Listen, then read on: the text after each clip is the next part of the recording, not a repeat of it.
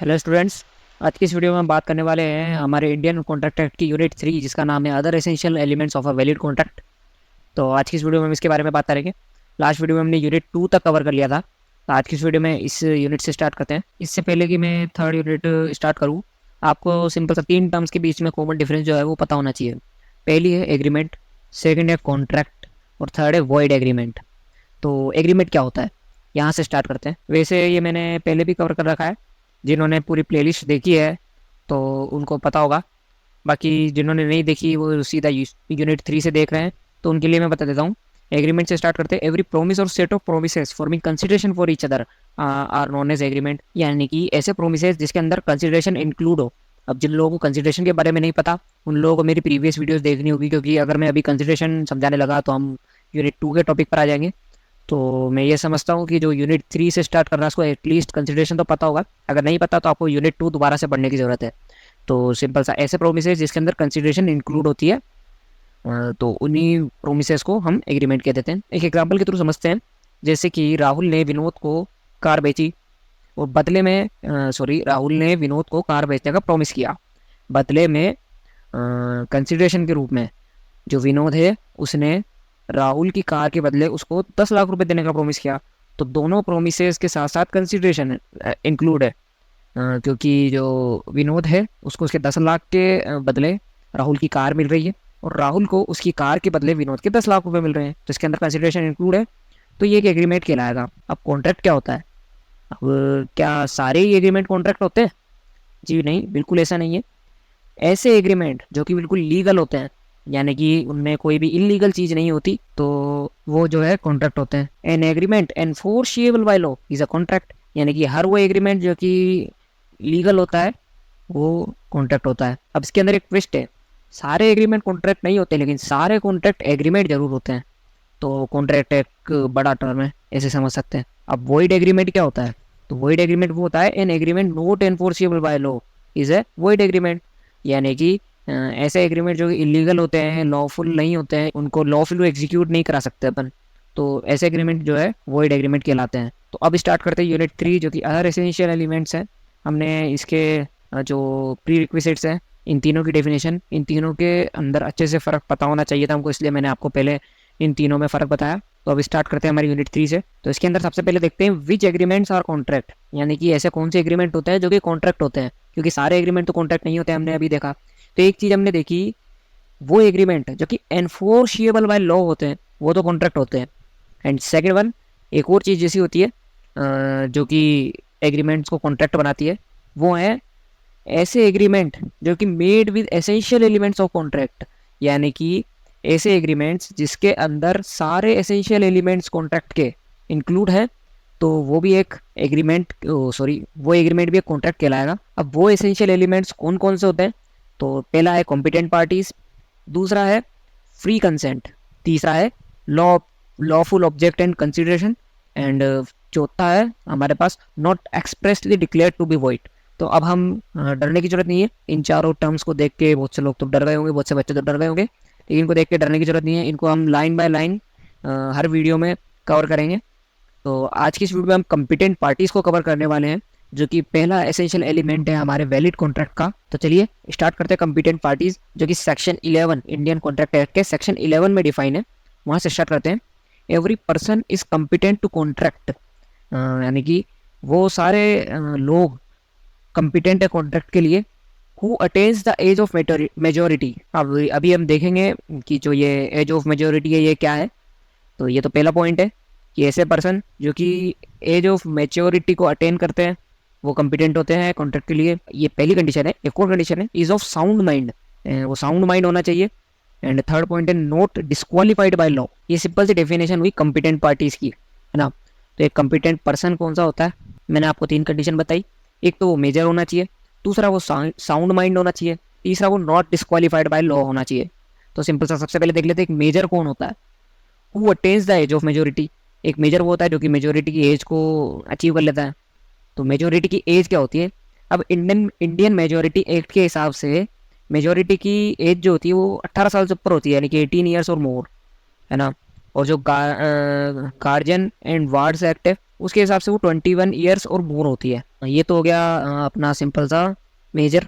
अब माइनर क्या होता है? ये माइनर कौन होता है? ये who does not attain the age of majority, यानी कि जो मेजर नहीं है वो माइनर है। यानी कि 18 साल से नीचे, आप सिंपल सा इसको सिंपल वर्ड्स में ये समझ सकते हैं। तो सिंपल सा rules relating to minor transaction देखते हैं, जो कि हमारा 18 साल से नीचे जो कि मेजर नहीं है, अगर माइनर कोई ट्रांजेक्शन करता है यानी कि माइनर कोई लेन देन करता है तो उससे रिलेटेड कुछ हम रूल्स देखते हैं। ये इंपॉर्टेंट टॉपिक है, इस पे क्वेश्चंस आते हैं, तो आप इसको अच्छे से समझिएगा। इस टॉपिक का नाम है rules relating to miners transaction, यानी कि ऐसे व्यक्ति जो कि मेजर नहीं है उनके रिलेटेड, उनकी ट्रांजेक्शन्स के रिलेटेड कुछ रूल्स हैं जो कि हम डिस्कस करेंगे। तो सबसे पहला रूल इसके अंदर आता है, सच ट्रांजेक्शन इज वॉइड एब इनिशियो। अब ये वॉइड एब इनिशियो क्या होता है? इसका सिंपल सा मतलब होता है वॉइड फ्रॉम द बिगिनिंग, यानी कि ऐसे ट्रांजेक्शन्स जो कि माइनर के साथ किए जाते हैं वो स्टार्टिंग से ही, मतलब at the time of stage of offer, मतलब ऑफर जब किया जा रहा होता है उसी टाइम से वो वॉइड होते हैं, वॉइड एब इनिशियो, मतलब वॉइड फ्रॉम बिगिनिंग। अब इसका क्या रीज़न होता है? जो एक माइनर के साथ जो हम ट्रांजेक्शन करते हैं वो वॉइड एब इनिशियो होता है, यानी कि वॉइड फ्रॉम द बिगिनिंग होता है। तो इसका सिंपल सा ये रीज़न है कि minor is incompetent to contract. हमने पहले भी डिस्कस किया था कि एक पर्सन को कॉन्ट्रैक्ट के लिए कम्पिटेंट होने के लिए मेजर होना जरूरी है, तो माइनर जो है इनकम्पिटेंट होता है कॉन्ट्रैक्ट के लिए। तो एक पहला रीज़न तो ये होता है। और he is incapable to incur liability, और एक जो माइनर होता है वो लाइबिलिटी का बोझ सह नहीं पाता, सिंपल सा हिंदी में हम यूँ समझे तो। इसके अंदर एक बहुत ही ब्यूटीफुल सा केस लो है जिसका नाम है मोहिरी बीबी वर्सेस धर्मोदास घोष। तो ये केस लो है, इसको समझते हैं। इस केस लो के अंदर अभी मैं मोहिरी बीबी को, ये बहुत बड़ा नाम है तो इनको शॉर्ट करके हम एम बी बोलेंगे, मोहिरी बीबी को एम बी बोलूँगा और धर्मोदास घोष को डी जी बोलूँगा, तो आप समझ जाइएगा फिर। तो जो एम बी का हस्बैंड होता है, यानी कि बताया था ना अभी, मोहिरी बीबी का हस्बैंड जो होता है, एम बी का हस्बैंड, वो डी जी को 10,000 रुपये उधार के लिए दे देता है। सॉरी 10,000 नहीं, 20,000 रुपये उधार में दे देता है। और जो डी जी होता है वो उसके बदले में उसका घर गिरवी रखता है। डी जी अपना घर गिरवी रख देता है 20,000 रुपये के लिए। इस केस की एक इम्पोर्टेंट बात ये है, जो डी जी होता है ना वो माइनर होता है, यानी कि वो 18 साल से नीचे होता है, मेजर नहीं होता है ना। तो अब समझते हैं, बदले में जो डी जी है वो एम बी के हस्बैंड के पास अपना हाउस गिरवी रखता है 20,000 रुपये के बदले। बाद में कुछ टाइम बाद जो हस्बैंड ऑफ एम बी है वो मर जाता है। अब एम बी जो है जाती है डी जी के पास और कहती है भाई मेरे पति का दिया हुआ पैसा मुझे वापस चाहिए। अब डी जी इस केस में पैसे देने से मना कर देता है, तो एम बी जाती है कोर्ट में और कोर्ट में केस करती है डी जी के ऊपर कि डी जी मेरे पति का दिया हुआ पैसा वापस नहीं दे रहा है। तो कोर्ट कहती है डी जी एक माइनर है, आपको माइनर के साथ ट्रांजैक्शन करने से पहले सोच लेना चाहिए था, क्योंकि ऐसे ट्रांजैक्शन जो कि आप माइनर के साथ करते हो वो शुरुआत से ही वॉइड होते हैं, मतलब वॉइड एब initio, void from the beginning. तो इसके अंदर नेक्स्ट पॉइंट आता है, नेक्स्ट जो हमारे पास रूल्स होता है रिलेटिंग टू माइनर ट्रांजेक्शन, वो आता है इसके अंदर, minor may be a beneficiary. Minor जो है बेनिफिशियरी हो सकता है। अब इसको हम अच्छे से समझते हैं, एग्जाम्पल लेते हैं इसका। राहुल जो होता है 17 साल का होता है। अब 17 साल से यानी कि इसका मतलब हुआ वो माइनर है। तो ध्यान रखिएगा इस चीज़ का भी, क्योंकि क्वेश्चंस में सीधे सीधे लिखा हुआ नहीं आता है कि राहुल माइनर है, राहुल 17 ईयर्स ओल्ड है, ऐसे लिखा हुआ आता है। आपको समझना होता है कि राहुल माइनर है। तो सिंपल सा समझ लेते हैं, एक राहुल होता है जो कि 17 साल का होता है, वो विनोद ही ले लेते हैं, विनोद को 1 लाख रुपए उधार देता है। बदले में विनोद अपना घर राहुल के पास गिरवी रखता है। अब बाद में विनोद जो है राहुल को पैसे देने से मना कर देता है। अब इस केस में क्या राहुल जो कि माइनर है वो रिकवर कर सकता है क्या अपने पैसे बी से? बिल्कुल रिकवर कर सकता है, कोर्ट के थ्रू भी रिकवर कर सकता है। हालांकि माइनर है लेकिन वो विनोद से अपने पैसे रिकवर कर सकता है, क्योंकि माइनर बेनिफिशियरी हो सकता है। तो यहाँ पे जो राहुल है वो विनोद के उस घर पे भी कब्जा कर सकता है जो कि उसने गिरवी रखा था। तो सिंपल सा माइनर जो है बेनिफिशियरी हो सकता है। तो तीसरा पॉइंट हम इसमें लेते हैं, minor can not bind parent और गार्जियन। मतलब माइनर कोई भी एक्टिविटी करेगा उसके लिए उसके पेरेंट्स या फिर उसके गार्जियन लाइबल नहीं होंगे। तो सिंपल सा इसकी एक लाइन है, इसको सिंपल सा आप ये लाइन लिख देंगे तो आपका जो है ये पॉइंट कवर हो जाएगा। Minor can not make liable his parents, यानी कि माइनर जो है वो खुद की एक्टिविटी से अपने पेरेंट्स को लाइबल नहीं कर सकता from his acts, unless minor act for agent of parents. जब तक कि माइनर पेरेंट्स का एजेंट नहीं है। अगर माइनर जो है पेरेंट्स का एजेंट है तो वहाँ पर तो माइनर जो भी कुछ करेगा एक्टिविटी उसके लिए उसके पेरेंट्स लायबल होंगे। लेकिन ऐसा तभी होगा जब माइनर पेरेंट्स का एजेंट है। लेकिन यहाँ अगर माइनर पेरेंट्स का एजेंट नहीं है तो वहाँ पे माइनर अपने एक्ट से उसके अपने पेरेंट्स को लाइबल नहीं कर सकता अपनी एक्टिविटीज से। तो सिंपल से पॉइंट का मतलब यही है। नेक्स्ट रूल आता है minor may B share holder off fully paid up shares, यानी कि माइनर जो है वो किसी भी कंपनी के फुल्ली पेड अप शेयर्स में, ध्यान रखना फुल्ली पेड अप शेयर्स बहुत इंपॉर्टेंट है, ये इससे रिलेटेड बहुत सारे क्वेश्चंस आते हैं। तो फुल्ली पेड अप शेयर्स में जो है माइनर शेयर होल्डर हो सकता है। अब सिर्फ फुल्ली पेड अप शेयर्स में क्यों? क्योंकि अगर पार्टली पेड अप शेयर्स है तो वहाँ पर तो लाइबिलिटी आ जाती है और एक माइनर जो है वो लाइबिलिटी के लिए एलिजिबल नहीं होता। तो सिंपल सा इसका यही मतलब है कि जो फुल्ली पेड अप शेयर्स होते हैं सिर्फ उन्हीं में कंपनी के फुल्ली पेड अप शेयर्स में ही माइनर शेयर होल्डर हो सकता है। पार्टली पेड अप में या फिर और भी जो भी होते हैं उनमें वो शेयर होल्डर नहीं हो सकता, सिर्फ फुल्ली पेड अप में होगा क्योंकि पार्टली पेड अप में वहाँ पे लाइबिलिटी आ जाती है। और नेक्स्ट आता है यहाँ पे पार्टनरशिप। पार्टनरशिप के अंदर हम देखते हैं minor can not become a partner in a partnership firm.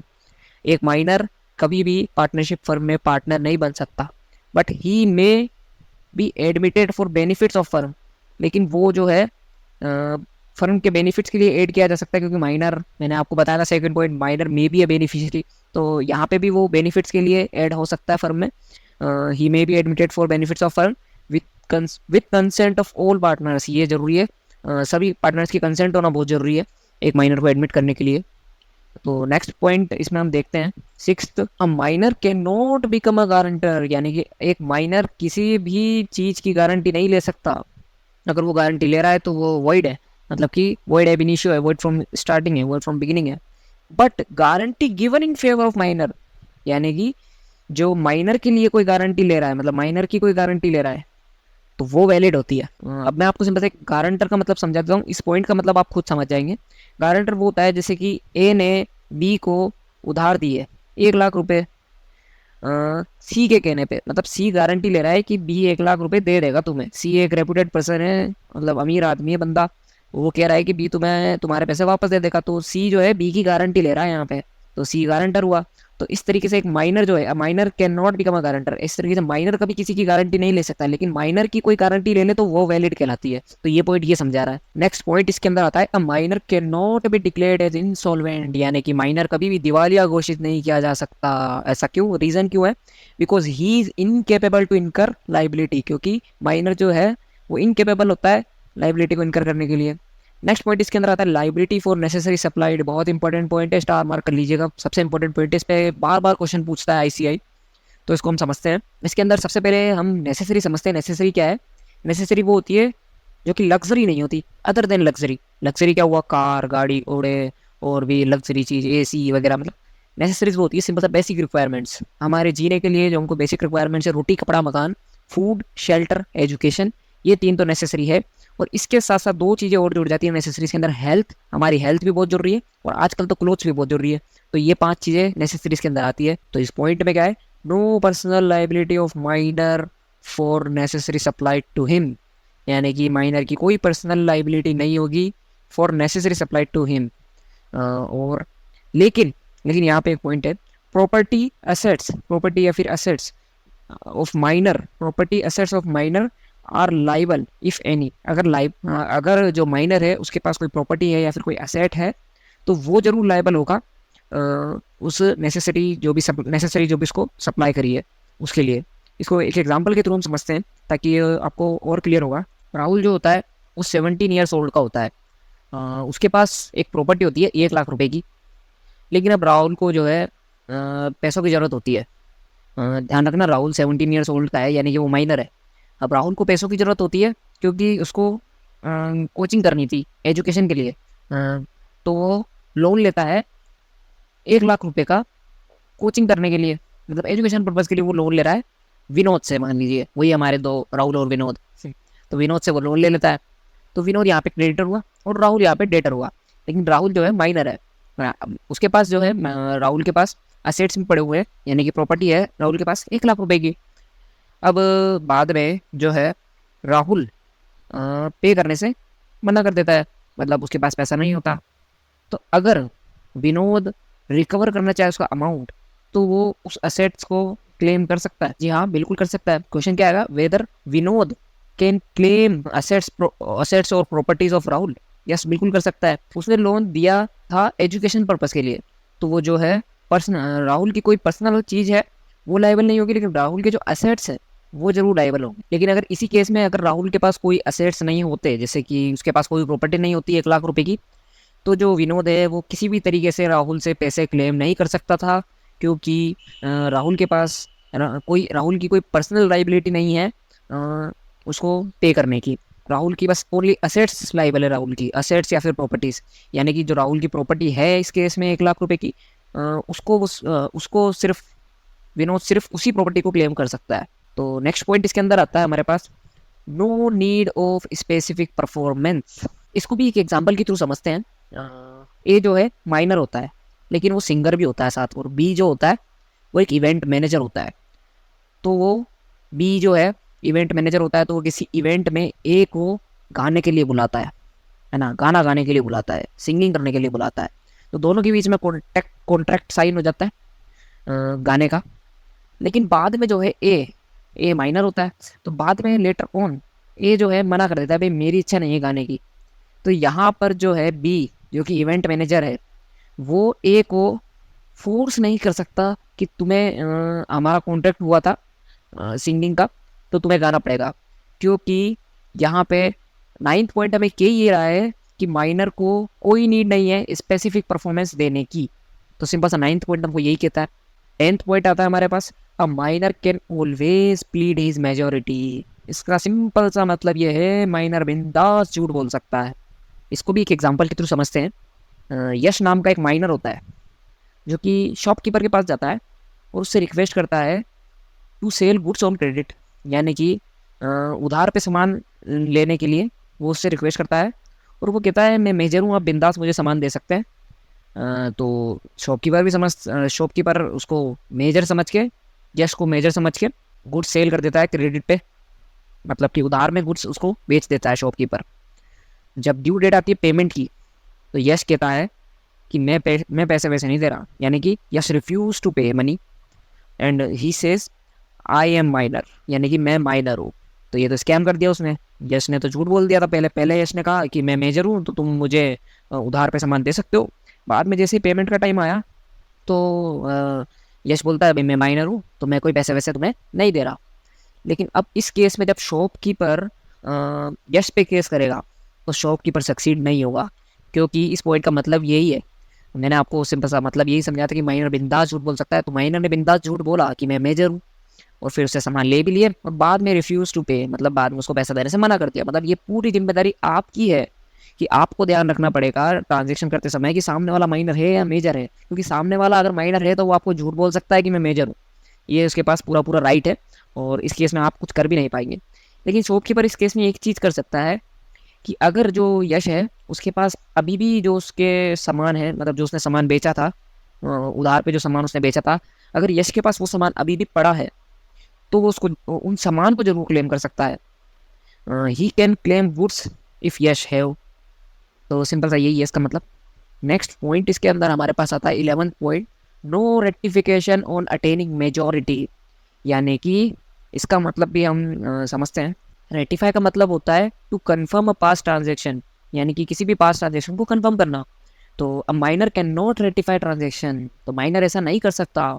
A minor can not ratify the transaction made at the time of minority on attaining majority. यानी कि माइनर जो पुरानी ट्रांजेक्शन है, पास्ट ट्रांजेक्शन है जो कि माइनॉरिटी के time पे बनाई हुई है उसकी, उनको मेजोरिटी अटेन करने के बाद में रेक्टिफाई नहीं कर सकता। इसका रीज़न क्या है, no rectification of void transaction, किसी भी वॉइड ट्रांजेक्शन का रेक्टिफिकेशन नहीं हो सकता। तो इसको एक एग्जांपल के थ्रू समझते हैं हम। ए जो होता है वो 17 साल का बालक होता है। 17 साल का बालक यानी कि समझ रहे हो आप, माइनर होता है। तो वो जो है बी से 1 लाख रुपए उधार ले लेता है। 1 लाख रुपए उधार ले लिए माइनर होने के बावजूद, और ए जो है वहाँ पे प्रोमिसरी नोट बनाता है और वो बी को दे देता है। लेकिन यहाँ पे जो प्रोमिसरी नोट ए ने बनाया है, क्योंकि ए माइनर है, तो वो प्रोमिसरी नोट ऑटोमेटिकली वॉइड हो जाता है, वो वैलिड नहीं कहलाएगा प्रोमिसरी नोट, क्योंकि वो माइनर के द्वारा बनाया गया है, तो वो प्रोमिसरी नोट वॉइड कहलाएगा। तो यहाँ पे जो कॉन्ट्रैक्ट हुआ ए और बी के बीच में लोन वाला, वो विदाउट कंसिडरेशन हुआ, क्योंकि बी ने तो ए को लोन में उधार के 1 लाख रुपए दे दिए, लेकिन बदले में ए ने प्रोमिसरी नोट तो दिया, लेकिन वो वॉइड है। तो यहाँ पे कोई कंसिडरेशन नहीं आई, बदले में ए ने कुछ नहीं दिया बी को, ना अपना हाउस वगैरह कुछ भी, मॉर्गेज भी नहीं करा। तो यहाँ पे विदाउट कंसिडरेशन बनाया हुआ कॉन्ट्रैक्ट है माइनर का। अब बाद में जो है ए जो 18 साल का हो जाता है, मेजर बन जाता है। मेजर बनने के बाद ए जो है एक नया प्रोमिसरी नोट बनाता है पुरानी डेट के लिए, यानी कि जो उसने 1 लाख रुपए बी से उधार लिए थे उसके लिए वो एक और नया प्रोमिसरी नोट बनाता है, क्योंकि पुराना तो वॉइड हो चुका था। अब ए जो है 18 साल का हो गया, ए जो है मेजर हो गया, तो अब ए का प्रोमिसरी नोट अब वैलिड होगा। तो उसने ये सोच के पुरानी डेट के लिए एक नया प्रोमिसरी नोट बना के बी को दे दिया। अब क्या जो नया प्रोमिसरी नोट है वो स्टिल वैलिड होगा? जो नया प्रोमिसरी नोट है वो वैलिड होगा, क्वेश्चन ये है। तो जो नया प्रोमिसरी नोट है वो भी वॉइड होगा, ऑल्सो वॉइड, क्योंकि ये भी विदाउट कंसीडरेशन है। क्योंकि जो पुराना था, पुराना कॉन्ट्रैक्ट इनके बीच में बना था लोन वाला, वो जो है कॉन्ट्रैक्ट था ही नहीं, एग्रीमेंट था ही नहीं, वॉइड एग्रीमेंट था, क्योंकि उसमें कंसीडरेशन नहीं थी। अब ये जो नया पुरानी जो डेट के लिए जो नया प्रोमिसरी नोट बना कर दे रहा है, इसके बदले में जो ए जो है बी को प्रोमिसरी नोट तो दे रहा है नया, लेकिन बी जो है इसके बदले में ए को वापस बदले में कुछ नहीं दे रहा, तो ये भी विदाउट कंसिडरेशन है। तो इसलिए ये जो नया प्रोमिसरी नोट है वो भी वैलिड नहीं होता, वॉइड होता है। तो सिंपल सा इस पॉइंट से आपको सिंपल सा ये समझना है, ज़्यादा दिमाग नहीं लगाना कि कंसिडरेशन से की कंसिडरेशन नहीं है इसलिए वॉइड है, इसलिए रेक्टिफाई नहीं कर सकता। सिंपल सा आपको ये समझना है कि एक माइनर कभी भी अपने पुराने कॉन्ट्रैक्ट को रेक्टिफाई नहीं कर सकता मेजोरिटी आने के बाद में भी, ठीक है। तो नेक्स्ट पॉइंट आता है 12th पॉइंट हमारे पास के अंदर, contract made bye guardian how far enforceable. तो ये पॉइंट जो है एक थ्योरेटिकल पॉइंट है, इसको आपको याद ही रखना पड़ेगा, इसके अंदर प्रैक्टिकल कोई चीज़ समझने की है ही नहीं। तो इसका पॉइंट का मतलब है जो गार्जियन होते हैं माइनर के, तो उससे रिलेटेड ये पॉइंट है। तो guardian can enter into contract for minor which is beneficial to him. एक गार्जियन जो है वो माइनर के लिए किसी भी कॉन्ट्रैक्ट में जा सकता है, लेकिन वो कॉन्ट्रैक्ट जो है माइनर के बेनिफिट्स के लिए होना चाहिए, तब तो वो गार्जियन जा सकता है। But guardian can not purchase immovable property for minor out of minor's money. जो गार्जियन है वो माइनर की मनी से इमूवेबल प्रॉपर्टी माइनर के लिए नहीं खरीद सकता। एक और इसके अंदर, guardian can sell immovable property of minor by prior approval of court. मतलब जो माइनर का गार्जियन है वो माइनर की इमूवेबल प्रॉपर्टी को सेल कर सकता है, लेकिन उसको अप्रूवल लेनी होगी कोर्ट की। तो सिंपल से इस तरीके का थ्योरेटिकल पॉइंट है गार्जियन से रिलेटेड कि माइनर का गार्जियन क्या कर सकता है एक माइनर के लिए, तो उससे रिलेटेड ये पॉइंट था। नेक्स्ट पॉइंट हम देखते हैं इसके अंदर, जिसका 13 point, a minor may be an agent so as to make his principal liable. इसका सिंपल सा मतलब है माइनर एजेंट बन सकता है उसके प्रिंसिपल को लाइबल बनाने के लिए। सिंपल सा इसको एक एग्जांपल के थ्रू समझते हैं। ए जो है अपॉइंट करता है बी को, और बी जो है 15 साल का होता है, 15 साल का यानी कि बी कौन, माइनर। तो ए जो है बी को अपॉइंट करता है, माइनर को अपॉइंट करता है, तो ए प्रिंसिपल हुआ और बी एजेंट हुआ ए का। तो वो काई के लिए अपॉइंट करता है बी को, he appoints B to sell car not below 5 lakh. मतलब वो ए जो है बी को अपॉइंट करता है उसकी कार बेचने के लिए 5 लाख से ऊपर, मतलब 5 लाख से कम उसको कार नहीं बेचनी। अब बी की जिम्मेदारी ये है कि बी को ए की कार बेचनी है, ए जो कि उसका प्रिंसिपल है बी का, जो कि बी को ए की कार बेचनी है, और वो 5 लाख से नीचे ए की कार को नहीं बेच सकता। लेकिन बी जो है वो तो होता है माइनर, तो वो ए की कार को 4 लाख में बेच देता है। तो अब यहाँ पे 1 लाख रुपए उसने कार कम में बेची, तो यहाँ पे 1 लाख रुपए की जिम्मेदारी किसकी है? बिल्कुल प्रिंसिपल की है, ए की। यहाँ पे बी के ऊपर कुछ भी नहीं है, ए बी के ऊपर कुछ नहीं कर सकता। बी भले ही एजेंट है लेकिन बी माइनर है, तो in such case can A make liable B for loss of 1 lakh? No, A does not make liable B, and in such case sale is valid. Yes, sale is also valid, because next point आता है हमारे पास liability for tort. ये है 14 point, liability for tort. Tort का मतलब क्या होता है? टॉर्ट का मतलब होता है civil wrong. A minor is liable for tort unless such tort is a breach of contract. Simple सा ये मतलब इसका। ब्रीच ऑफ कॉन्ट्रैक्ट जब हम पढ़ेंगे ये हमारी आगे की यूनिट में आएगा। तो अभी के लिए इसको एक एग्जांपल के थ्रू समझ लेते हैं। ए जो है माइनर होता है और वो बी से घोड़ा मांगता है। बी के पास क्या है? एक घोड़ा होता है। तो ए माइनर होता है और वो बी से एक घोड़ा मांगता है राइडिंग के लिए। अब बी देखता है ए को, ए पतला दुबला सा लड़का होता है, फिट एक लड़का होता है, तो वो अपना घोड़ा ए को दे देता है राइडिंग के लिए। लेकिन ए जो है उस घोड़े को अपने फ्रेंड सी को दे देता है। और सी होता है अच्छा खासा मोटा तगड़ा आदमी, और वो जंप कर जाता है घोड़े के ऊपर और घोड़ा मर जाता है। तो यहाँ पर जो घोड़ा मरा, बी का घोड़ा मर चुका है। अब बी क्या कर सकता है? बी यहाँ पर ए की प्रॉपर्टीज क्लेम कर सकता है, यानी कि इसके अंदर ए की प्रॉपर्टीज लाइबल होगी। ए भले ही माइनर है लेकिन फिर भी उसकी प्रॉपर्टीज लाइबल होगी क्योंकि उसने सिविल रॉन्ग किया है, टॉर्ट किया है। तो इस तरीके से उसकी प्रॉपर्टीज लाइबल होगी।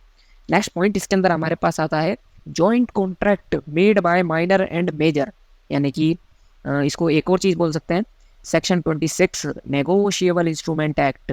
ये भी सेम चीज़ है। नेगोशिएबल इंस्ट्रूमेंट क्या होते हैं? प्रोमिसरी नोट वगैरह वगैरह, यानी कि जिनको अपन किसी भी चीज़ के बदले, प्रोमिसरी नोट के अंदर हम किसी भी चीज़ का प्रोमिस करके दे सकते हैं। जैसे कि किसी ने हमको 1 लाख रुपए दिए, बदले में हम उसको प्रोमिसरी नोट दे रहे हैं कि हम तुम्हारे 1 लाख रुपए वापस दे देंगे। तो वहाँ पे उसको प्रोमिसरी नोट हमने दिया, नेगोशिएट कर दिया, तो हम पैसों के बजाय उसको प्रोमिसरी नोट दे रहे हैं जो कि लीगल होता है, तो उसको नेगोशिएबल इंस्ट्रूमेंट बोलते हैं। तो इस तरीके के इंस्ट्रूमेंट नेगोशिएबल इंस्ट्रूमेंट कहलाते हैं। तो इसको समझते हैं। अगर माइनर और मेजर के बीच में जॉइंट कॉन्ट्रैक्ट होता है तो सिर्फ और सिर्फ ओनली मेजर इज लाइबल। कुछ भी अगर लाइबिलिटी होती है वो सारी लाइबिलिटी मेजर की होती है, माइनर की कोई लाइबिलिटी नहीं होती क्योंकि माइनर इज इनकैपेबल ऑफ इनकर लाइबिलिटी। तो ये समझते हैं। अब एक चीज़ है सेक्शन 26 जो यानी कि नेगोशिएबल इंस्ट्रूमेंट एक्ट। इसके अंदर क्या है? अब minor may draw, endorse, accept etcetera any negotiable instrument, यानी कि माइनर कोई भी नेगोशिएबल इंस्ट्रूमेंट बना सकता है, उसको किसी को दे सकता है और ले भी सकता है। In this case negotiable instrument is valid, यानी कि अगर माइनर नेगोशिएबल इंस्ट्रूमेंट कोई भी बना रहा है, एक्सेप्ट कर रहा है या फिर किसी को दे रहा है, in this case negotiable instrument is valid. इस केस में नेगोशिएबल इंस्ट्रूमेंट वैलिड है। लेकिन no liability of minor, minor की वहाँ पे कोई लाइबिलिटी नहीं होगी, चाहे नेगोशिएबल इंस्ट्रूमेंट माइनर दे या मेजर दे। माइनर अपनी तरफ से देगा तो भी लाइबिलिटी मेजर की ही होगी क्योंकि वो जॉइंट कॉन्ट्रैक्ट बना रहे हैं। एग्जांपल की तरह समझते हैं, कंफ्यूज होने की कोई जरूरत नहीं है। ए और बी जॉइंट डेटर्स होते हैं। ए जो है 27 साल का होता है यानी कि मेजर होता है, बी जो है 17 साल का होता है यानी कि माइनर होता है। और वो दोनों मिलके सी से उधार लेते हैं, बिल्कुल सी से उधार ले लेते हैं। तो सी क्रेडिटर है और ए और बी जॉइंट डेटर्स है। अब ए और बी उसको सी को एक प्रोमिसरी नोट देते हैं, जॉइंट प्रोमिसरी नोट। लेकिन अब ये प्रोमिसरी नोट जो ए और बी ने मिल के सी को दिया है, क्या ये वैलिड है? Is this promissory note is valid? तो इसका आंसर है यस, बिल्कुल वैलिड है क्योंकि जॉइंट कॉन्ट्रैक्ट में ये दोनों जॉइंट कॉन्ट्रैक्ट में कोई भी नेगोशिएबल इंस्ट्रूमेंट जो होता है प्रोमिसरी नोट की तरफ वो वैलिड होता है। और इसके अंदर एक और क्वेश्चन है, who is liable to make payment? अगर कोई भी इनकन्वीनियंस आता है या कुछ भी होता है या फिर जो भी लाइबिलिटी है, यहाँ पर पेमेंट की लाइबिलिटी है, तो यहाँ पर कौन लाइबल है पेमेंट के लिए? तो यहाँ पर ए लाइबल है क्योंकि ए मेजर है। बी की यहाँ पे कोई लाइबिलिटी नहीं होगी क्योंकि बी माइनर है। तो यहाँ पर हमारे सारे के सारे rules relating to minor transactions खत्म होते हैं। तो इस वीडियो में हमने जो है other essential elements unit 3 start कर दी, जो है other essential elements of valid contract. तो इसके अंदर हमने सबसे पहला एसेंशियल एलिमेंट कॉम्पिटेंट पार्टीज का पहला पॉइंट कि वो मेजर होना चाहिए, तो हमने वो पढ़ा। अब सिंपल सा हम इसका दूसरा टॉपिक मतलब कॉम्पिटेंट पार्टीज का दूसरा टॉपिक साउंड माइंड क्या होता है, और तीसरा topic not disqualified by law, इसको हम नेक्स्ट वीडियो में कवर करेंगे क्योंकि ये वीडियो वैसे ही बहुत बड़ा हो चुका है। तो आज की इस वीडियो के लिए इतना ही। आई होप आप लोगों को वीडियो पसंद आया होगा। वीडियो पसंद आया तो लाइक ज़रूर कर दीजिएगा और शेयर ज़रूर कर दीजिएगा और चैनल को सब्सक्राइब करना मत भूलिएगा। Thank you.